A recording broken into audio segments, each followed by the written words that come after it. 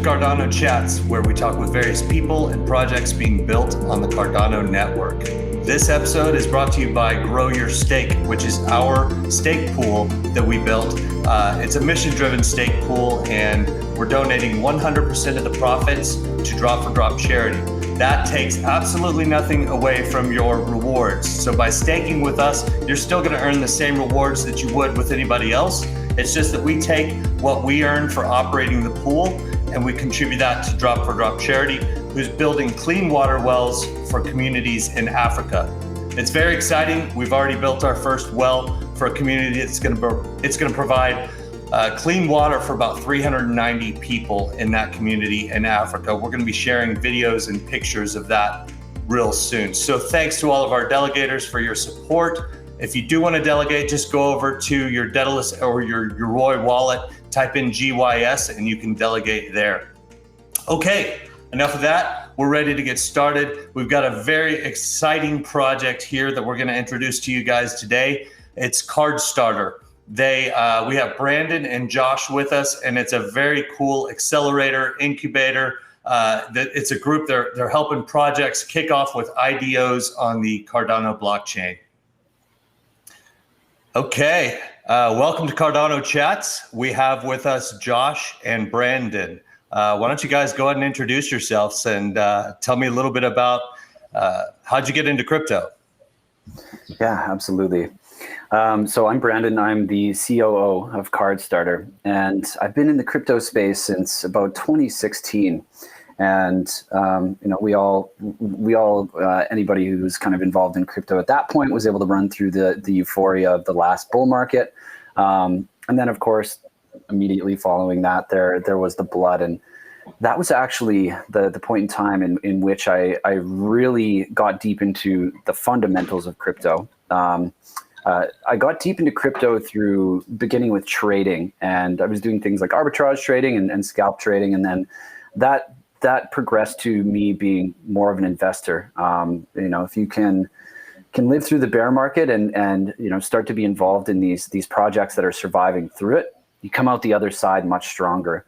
And then over the last few years, I started building relationships with people who are involved in projects, people who I've known for a long time that were building their own projects, and wondering how I could contribute. And luckily that's been the catalyst for me being involved with CardStarter and making my way to, being at the helm of something really spectacular for the Cardano community.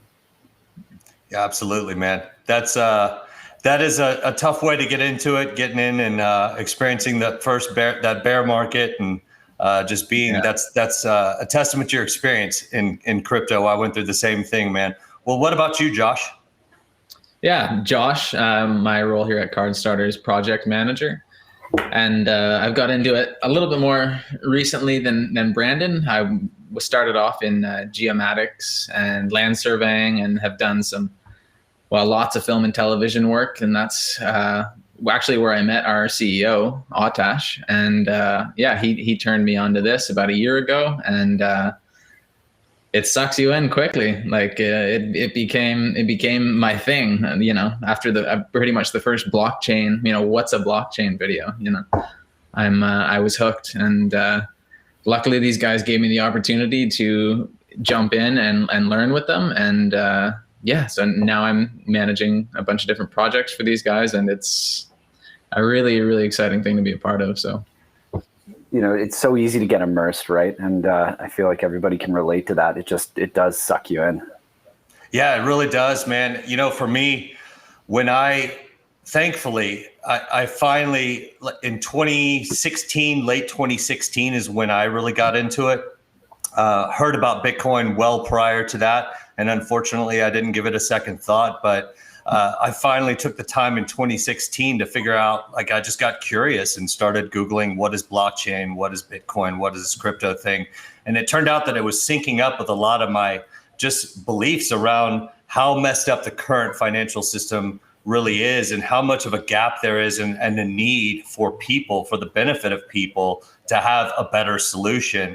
And that, man, like you said, Brandon, I just kind of got sucked in. I got immersed. and that was my start. So cool to hear you guys' story, and it's great to have you on the show. You have something incredibly exciting that's going on here with CardStarter. Tell us a little bit about what CardStarter is and how'd you guys get going, how to get started. Absolutely. So CardStarter is a launch pad for Cardano projects, or projects that have Cardano incorporated in their roadmap or their ecosystem in one way or another. So Cardano has got to be a big portion of the narrative of the projects that work through us. And essentially, you know, the high level or elevator pitch, I guess I'll give you for CardStarter is we are connecting projects with our community of enthusiastic backers that are, you know, deeply ingrained in the Cardano ecosystem and want exposure to new projects that are destined for the new network. Very cool, man. That's exciting.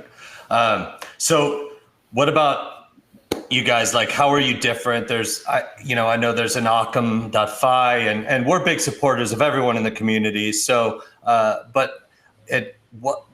what differentiates you guys from any of the other incubators or accelerators that are out there right now?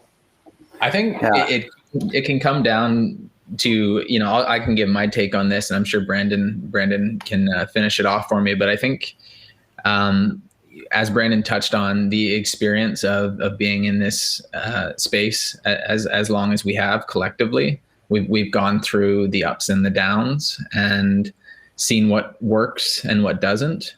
And you know, we weren't the first launch pad, so we were able to sort of gauge what was successful from other launch pads and what wasn't, fill those gaps. And I think, you know, community engagement and community equity is really the big things for me personally about CardStarter.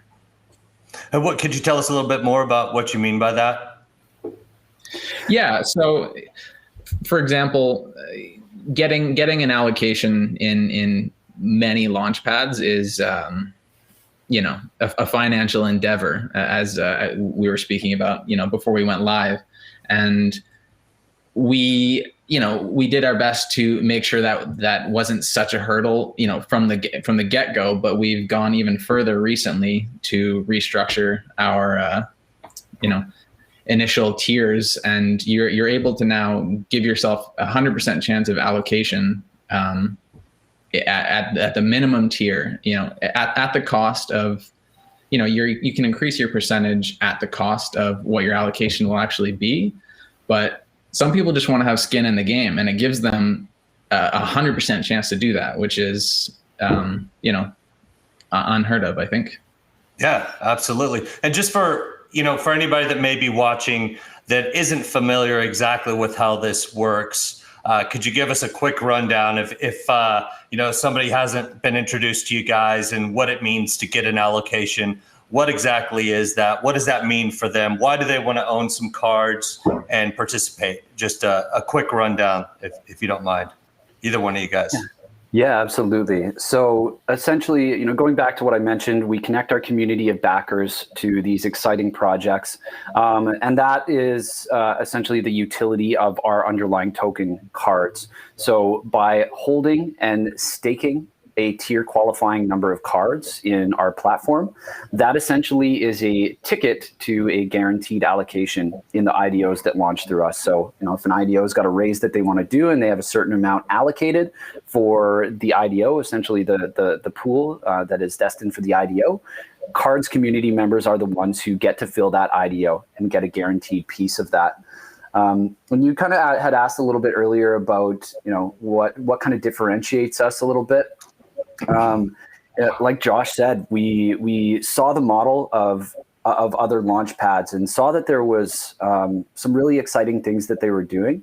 But we also noticed that there was still some gaps that needed to be closed. You mentioned your maybe sort of distaste for the traditional financial system, and that's how you got immersed in blockchain.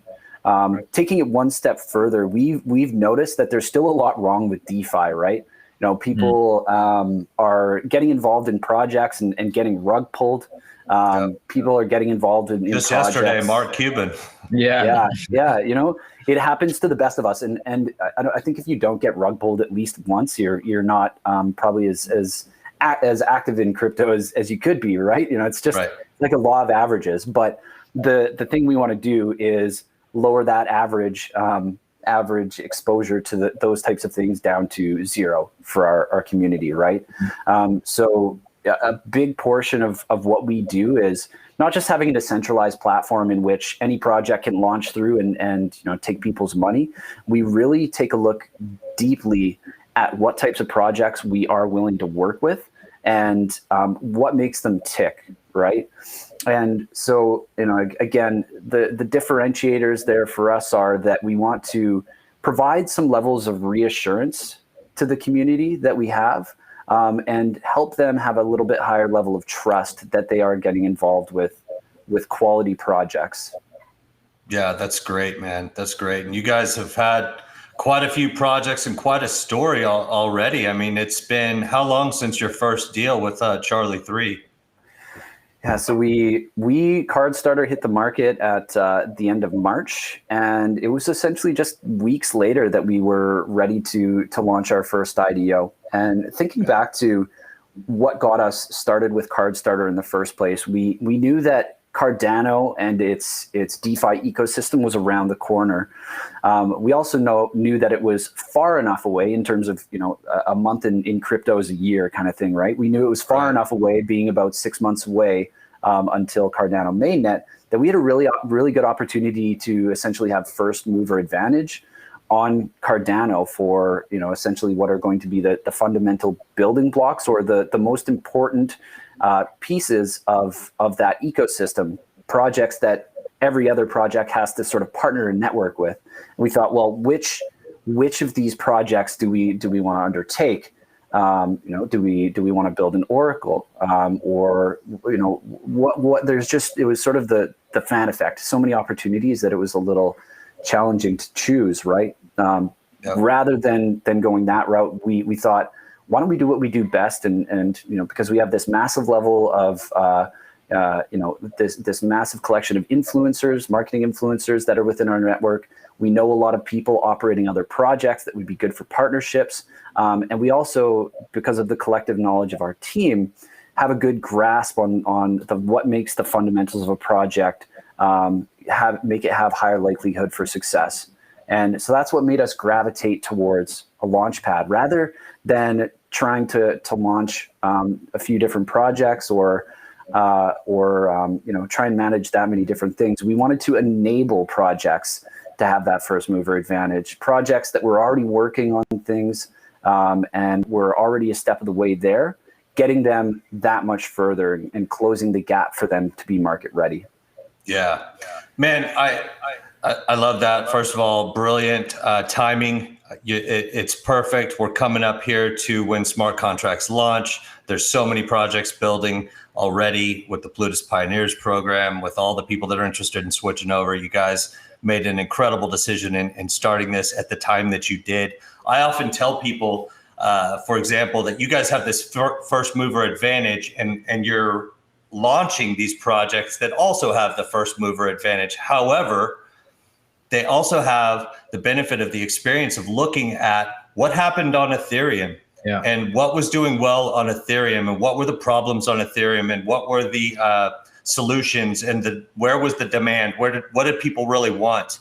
And you guys have the benefit of bringing these first mover projects on Cardano. However, they've got all that experience from having watched what occurred on Ethereum. It's in my opinion, this is a once in a lifetime opportunity for everybody that's watching what you guys are doing and the projects that are coming out. So super exciting. Well, I know there's a lot of interest in what you're doing. So tell us a little bit about the vetting process and your pipeline of deals. I mean, you guys got to have a lot. So I'd love to hear more about that. Yeah, we have, I would say on average, we are meeting with 15 to 20 projects a week. As a intro call to see what they're up to, and whether they would be a good fit with us, whether they're Cardano focused, which I think Brandon mentioned is, extremely important to us. And yeah. Well, do you mind if I interject real quick? This brings up a great point. Why is that important to you guys that it's on Cardano? Why Cardano? Why'd you choose that? I think Brandon would probably, I have my own thoughts, but Brandon would probably be best suited for that. Yeah. We all know that the Ethereum network has held the vast majority of market share for projects, to be able to launch on a network, on an infrastructure, but it's not without its faults, right? We've all experienced super high gas fees as of late. The oversaturation of the network is creating bottlenecks, and we're plagued by difficulties and challenges and lack of flexibility in terms of building on the Cardano network. People are looking for an alternative solution that's going to be more flexible, more cost efficient. And I've noticed some major differences with Ethereum versus Cardano. Like you mentioned, there's the Plutus Pioneers program. They are providing resources. IOHK and Cardano are providing resources and providing development help and getting involved in projects at a capacity I've never seen on Ethereum. They are ingrained in their own ecosystem, and they are going to be there to support it, rather than sort of the decentralization is important, and it still is decentralized, but the level of support I'm seeing is phenomenal. And then just, those main things that I think we're all sitting at the edge of our seat waiting for is not having to worry about gas fees. Their smart contracts also do have some additional functionalities and flexibility. So us being a Cardano launchpad, it's important to us that the projects want to incorporate and support Cardano in one way or another. Yeah, great answer. Okay, yeah. Sorry to interrupt you there, Josh. You brought up an important point, but you were talking about the vetting process and the pipeline of interest you guys have for IDOs. Yeah. So like I mentioned, we are dealing with 15 to 20 new projects a week, and how we sort of judge whether we are looking to collaborate and launch with them or not, it comes down to things like, tokenomics, their token utility, and, some more niche things as well, like their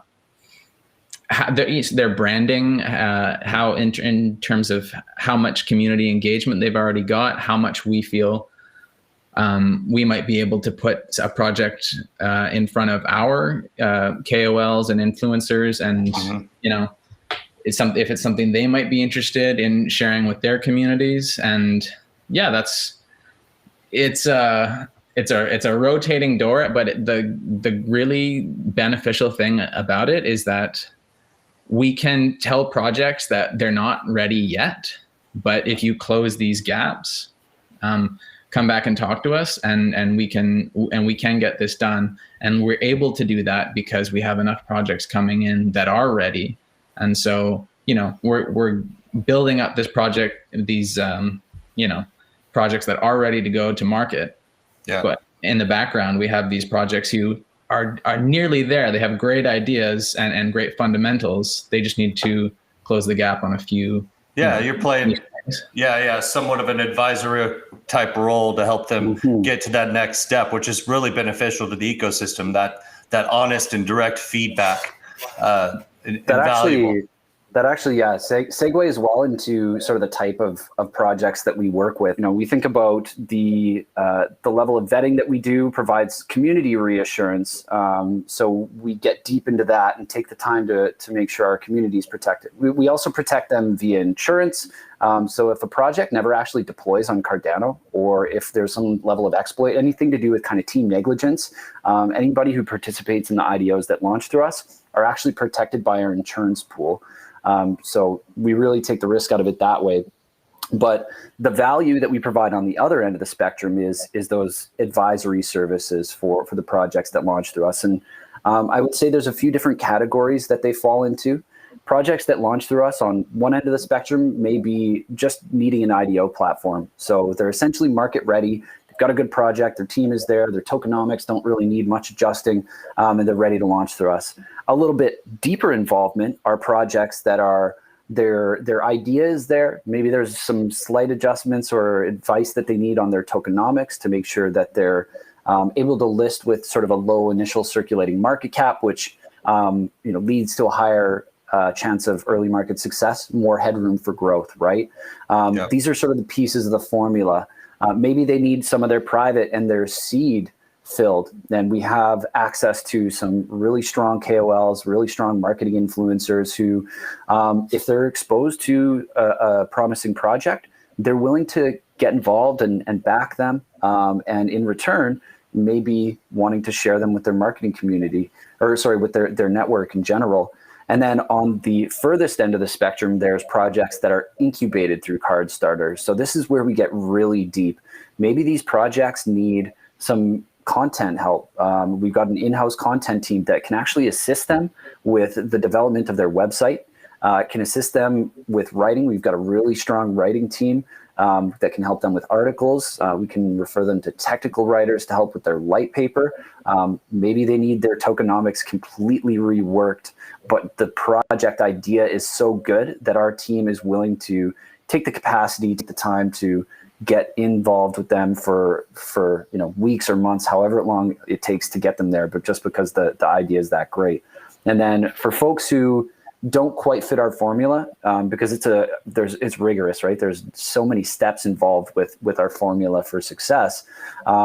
Maybe they're not Cardano oriented. We have a network of other launch pads we're happy to refer them to, right? We're happy to share our knowledge and our ideas because we just want to support anybody who's in the space ultimately, right? Whether or not we end up working with them. Yeah, absolutely, man. That's great. Well, you mentioned the team a little bit, the writing team, some of the content, which plays into a little bit of strategy, kind of leads in really well to the next question, which is just tell us a little bit about your team and strategy. How does that play in with the different types of projects you have coming, and what does that look like?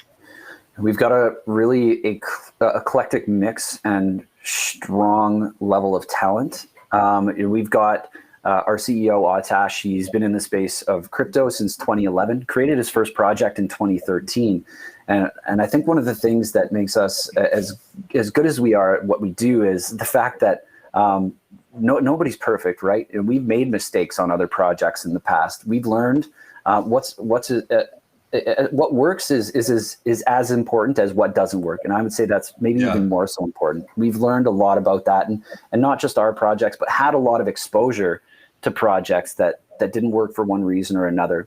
As a launchpad, we have this great benefit of being exposed to so many projects. We've got a way bigger sample size than any individual projects that's trying to build and launch themselves, right? We're exposed to all of it.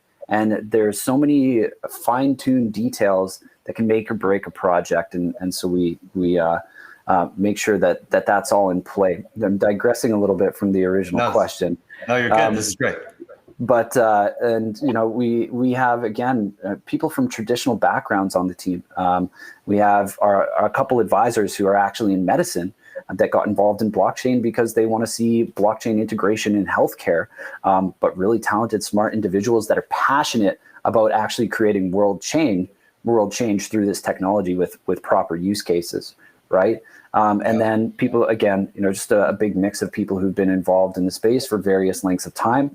We've got about 25 plus people that are involved in this project, 10 plus that are full-time folks, and numerous contractors that are involved, really talented devs that are experienced in Haskell and some new ones that are going through the Plutus Pioneers program and are about to be exposed to Alonzo Testnet. And it's amazing how quickly the team is growing, and the way that the project seems to act as a gravitational force for people who really care about the ecosystem and people who have the power to back it up and support it. Yeah, that's great, man. And you guys already have a really exciting thing going with just the community. You talk about several of different projects, Gero Wallet, Charli3, Alpha Impact, a lot of these different groups, they're all talking to each other. We're all everybody's getting to know each other, and there's an exciting thing that's happening. And the community element that you guys are bringing for the ecosystem, I think, is invaluable, and it's a great thing. But tell me, in terms of strategy, You talked a little bit about that, but like, how does that adjust? Has that been impacted at all with what's happened lately in the market? I mean, we're in a bit of a consolidation phase, or some people say we're going bearish. We're definitely not bullish at the moment. So how has that affected your business model and your strategy?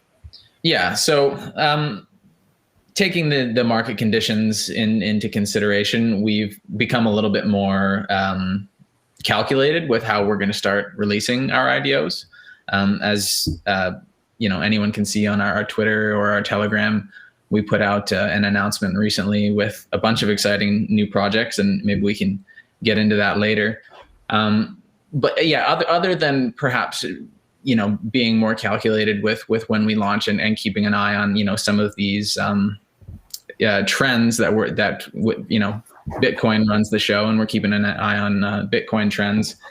We feel like we're a little bit immune to this sort of sentiment moving forward when Cardano mainnet launches, because it doesn't matter so much what they're doing when smart contracts go live on Cardano. I think most people are pretty assured that will have its own boom in its own regard, in a silo, so there's just something that we believe in, and I think most people who are aware of what's coming with Cardano believe in as well. Yeah, I would agree with that for sure. ADA mainnet happening, projects that want to be the first of their kind, they're not going to wait for market sentiment to flip positive, right? And it's very possible, if we're going through a consolidation phase, the timing might be perfect that market sentiment is going really well while we're coming up to ADA mainnet. And if that happens, it's going to be incredibly explosive. But even if it doesn't, as we come up to ADA mainnet, these projects are still going to want to have first mover advantage. The people who want to be the first to back projects of their relative category on Cardano, they're not going to wait as well. They're going to want to get in early, and so it's going to help whatever's going on Cardano weather the potential storm of what's happening outside of it. Yep.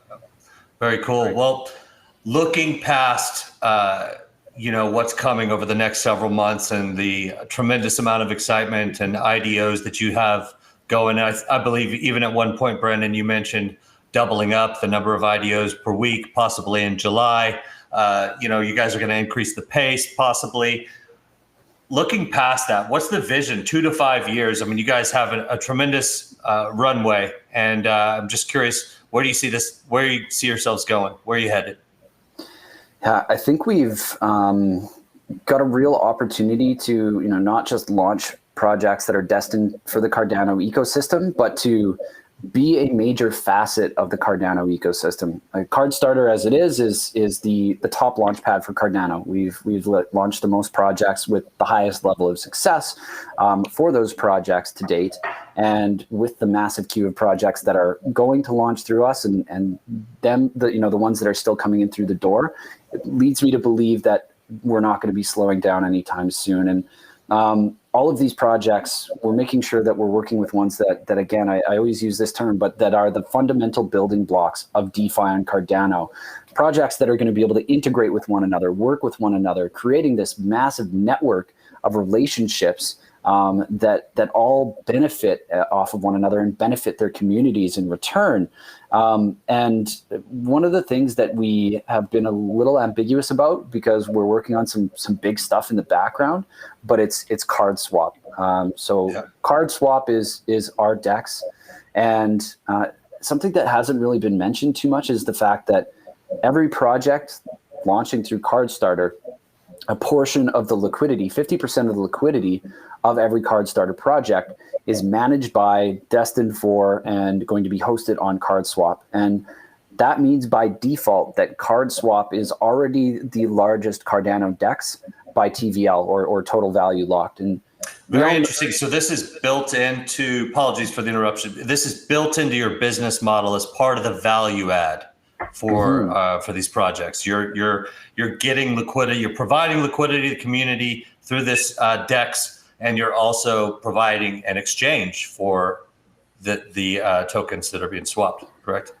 Absolutely. And there's a lot of variables that go into what ends up being the top DEX on any given network. But at the same time, liquidity is one of the top variables.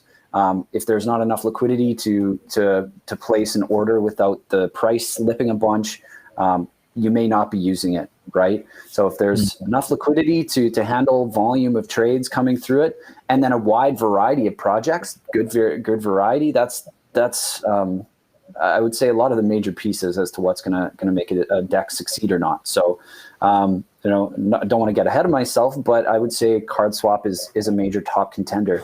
There's a lot of competition, and there's a few other DEXs out there that I would say also have the potential to be a top contender as well, but for different reasons. There's some DEXs out there that have amazing partnerships, good advisory services that they've got access to, and a strong community.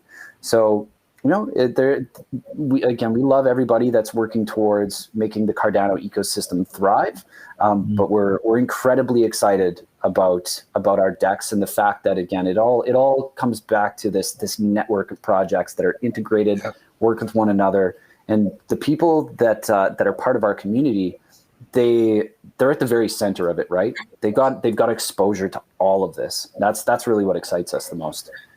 Yeah, it is very exciting. Amazing what you're doing with the DEX, and that it's already got the highest amount of TVL on Cardano. So that's fantastic. Well, it's not on Cardano yet, but soon to be when you guys transfer. Yeah. So you've done quite a few projects at this point. Charli3, Gero, Alpha Impact, tons in the mix. Tell us, do you have any updates about any of the projects? How are they going? Anything fun and exciting there to talk about? Yeah, well, Gero has its MVP slated to be available for the end of the month. So I think that's happening significantly fast. Like hats off to those guys, significantly faster than even we were expecting. So I just want to give a quick shout out to those guys for putting in the hours and pleasantly surprising us all. That's fantastic. And so they're able to launch the MVP without the smart contracts yet being live. I guess this is a minimum viable product, so it's not full functionality, but do you know exactly what they're coming to market with, or what the MVP looks like for them? Yeah, there's actually a beta test that just kind of opened up as well. So there's that nice benefit of their community members starting to get access to it and give input into sort of the features and functionality that they're going to find to be the most useful. It's going to be an iterative process, but we're excited about Gero just because it's going to be kind of this centralized hub of everything that somebody might need to do on DeFi, right? Yeah. They're going to be able to on-ramp their fiat directly into crypto, and then immediately through the integration with CardSwap, they're going to be able to swap into the currency of their choice right in Gero, store it safely. So it eliminates the kind of multi-app juggling that a lot of people have to do in this space right now, having multiple windows open. Charli, we're incredibly thrilled with. The guys have been just working so hard. They're online all the time. I've been talking to Damon. He's a great guy. Go ahead. Sorry. Yeah, their marketing program. They just seem to be, and I've got more visibility than the general community does. They've already been announcing partnerships, but I know that there's so many partnerships in the pipeline, and Oracle is as good as the amount of projects that integrate with it. Right? It's all about the data, and they've got so much of that coming. And then as far as the development of it, there's great stuff going on there too. They've got regular communication with IOHK, and they're making sure that they're getting access to everything they need from a toolkit standpoint to be ready to go as early as possible. And Josh as a project manager, you've got good exposure to some of the projects on the horizon. I know there's other ones that we've launched and listed already that I haven't touched on yet though. Well, before we go there, let me ask you real quick. with Gero Wallet and with Charli, and you already alluded to this a little bit, Brandon, but it seems like some of these projects are a great value add potentially for anybody new coming on. For example, Charli3 may be a data provider for somebody new that's jumping on, maybe Redoto or one of the new projects that are in the lineup. Is that coming together pretty well? Is that what you were kind of talking about with that community value, sharing that you're talking about? Absolutely. Like everybody who's launching a project, absolutely every project needs an Oracle. They just do. Charli is going to be a top option for them there. Chainlink obviously has a great foothold in the Ethereum ecosystem. Charli just has this conduit to some partnerships that are going to need an Oracle, and Charli is going to be a great option for these projects because being a Cardano-based Oracle, they're going to be very cost efficient. There's going to be a ton of value and a few differentiators in their functionality that are just going to make them a top choice. So it just makes it easy, right, for both projects. Yeah, man, that's awesome. Very cool. It's going to be a lot of value sharing, a lot of incentives and value alignment. It's going to be great for everyone. You were about to launch into something pretty exciting, Josh, that Brandon and you guys had mentioned a little bit before. I think a lot of people in the community haven't heard about this. Fairly new, fairly exciting, a couple new projects. Tell us a little bit about those, at least whatever you can. Yeah, for sure. Like I said earlier, we did put out a graphic outlining some of the projects that we do have coming up, and just to highlight a couple of those. We're excited about all of them, and it's an exciting time. We're really happy about our lineup. We have Matrix Swap coming out. It's a decentralized cross-chain perpetual swaps.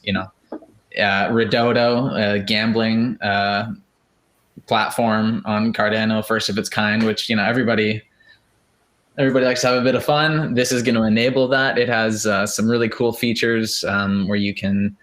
There's always the saying that the house always wins. Well, what if you can provide liquidity and become the house?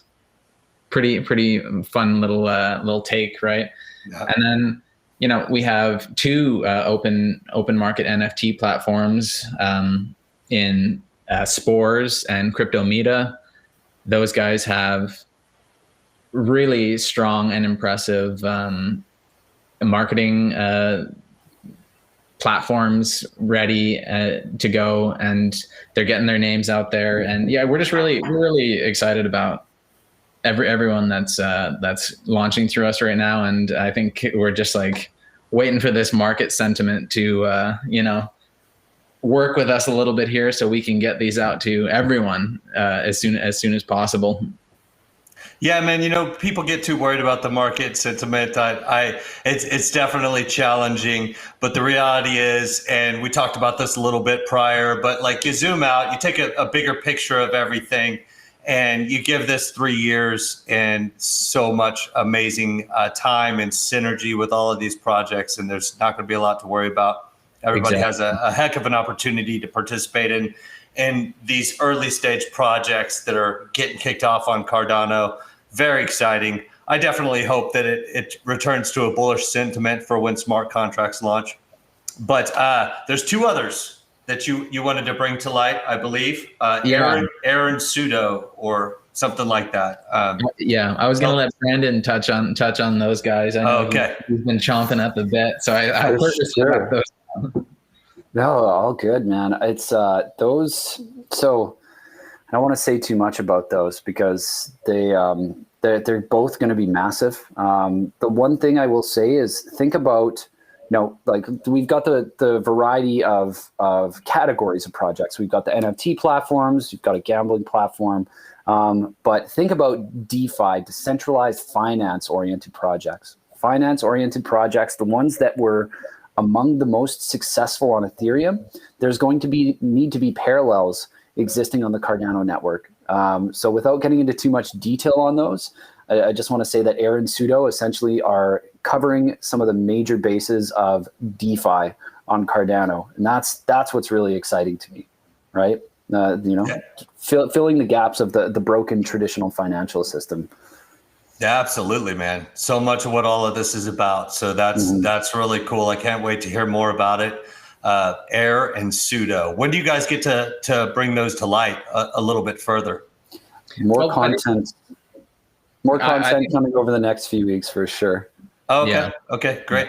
All right. So a lot of interesting stuff. We've covered a lot. But for anyone out there that might be confused about how do I get started with CardStarter, or what do I do? How do I participate? Can you tell us a little bit about that? Like, how does somebody get going with you guys? I would say first step is get involved in the Telegram community. We pride ourselves in being one of the most active and engaged teams in crypto. We have amazing community moderators, but you'll often find the exec team roaming around in the Telegram chats, providing answers to people. So can I just chat in there quickly, Brandon? Like I came on to the project, shortly after the launch. So I was just getting to know, like our senior advisor Ashwin, and Brandon. Like I said previously, I already knew Atash, but I was really impressed and surprised at just the level of involvement that these guys have in the chats. I'm very aware of how busy they are. I have a hard time getting a hold of them at times. Just they're jumping from meeting to meeting, but I see them in the chats dealing with experienced cards users all the way down to brand new people asking how to change their gas on MetaMask, right? So you're 100%. I would concur. I've been in there as well and seen how many times Brandon will respond, or Atash, and everybody. It's actually that's enormous. First of all, because I've been down that road in the past with crypto, and when a community goes south on you, or you don't keep them in the loop, it can really work against you. And you guys have done a great job of cultivating, answering questions, keeping the community educated. So that's great advice, Brandon. Reach out. We'll include your Telegram link and all of your necessary contact info in the description of this video. What else? Tell them how else they can get involved and get started with an allocation, or what do they need to do? Mm-hmm. Yeah, so the basis of it is our token cards is what gives people the utility of accessing these IDOs. There's actually a little bit more utility to the cards token. So if, for instance, somebody doesn't quite have enough cards for the IDO, or they want to diversify between IDO access and getting themselves some CSwap token, rounding back to that DEX I mentioned earlier, people can actually stake liquidity, provide liquidity tokens in our application right on our website, stake cards, ETH LP, and they're able to mine CSwap as a reward. At currently, the APY on that is 40%, which is a pretty good return rate. Any of the incubated projects that launch through us, Gero, Charli, they can also stake LP for those projects on our platform too, and are again able to mine CSwap through that. But coming back to the IDO access, it's been a complex evolution of our project, its price. So we constantly reshuffle or reevaluate our tier structure, meaning how many cards do you need to be able to actually access an IDO. So those are evolving all the time based off market conditions, and to promote the health of the project, to help our community grow, and to provide a reasonable barrier to entry.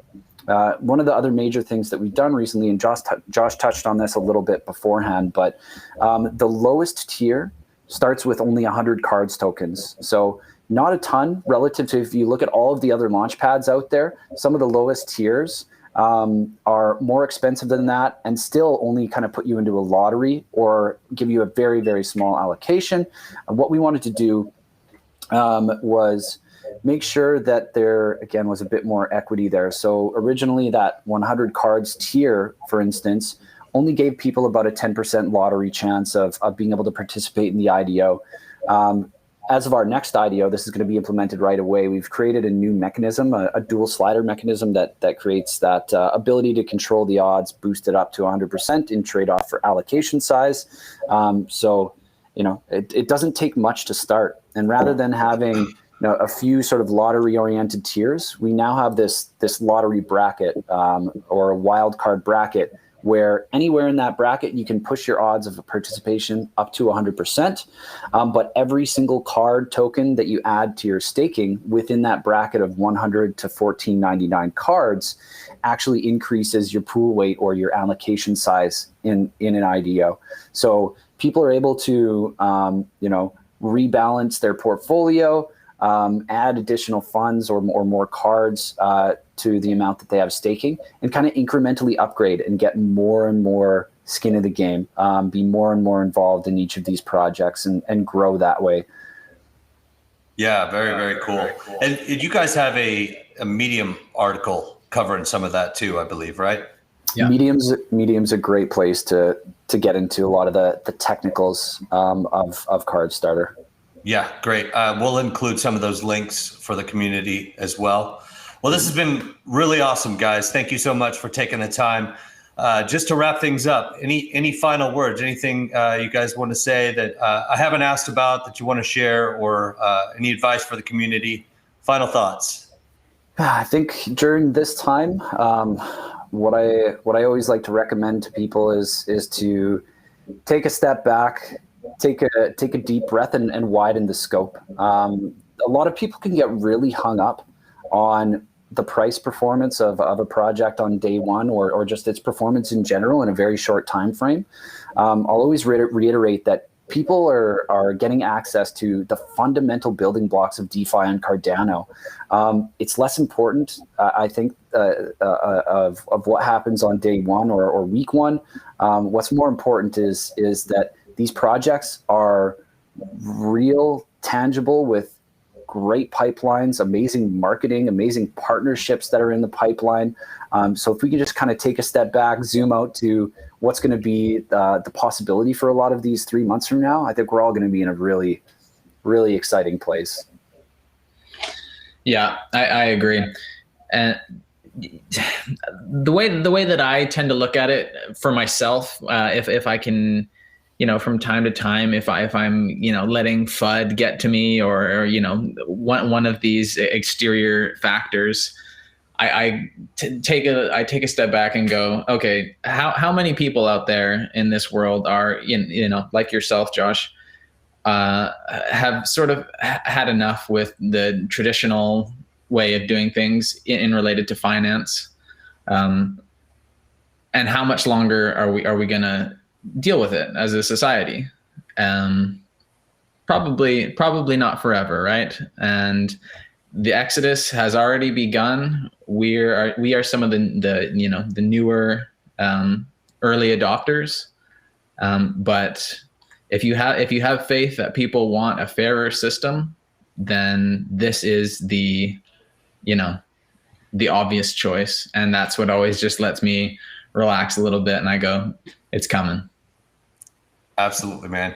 And such a good closing note there. Thank you guys so much. Also a reason that, I'm a big supporter of any crypto project, any of the blockchain projects out there, Ethereum, Bitcoin, Solana, Elrond, all these guys. It's an important industry. It's helping to change the way things are done. It's empowering people. Thank you guys again. And we will talk to you soon. I'm sure we'd love to have you back on the show here in another 6 months for some sort of an update. But yeah, I think we're going to have a lot of projects to refer over to you, Josh, and we'll try and keep you in the loop on what's to come as well. Hey, absolutely. I would love that, and definitely looking forward to a continued relationship with you guys.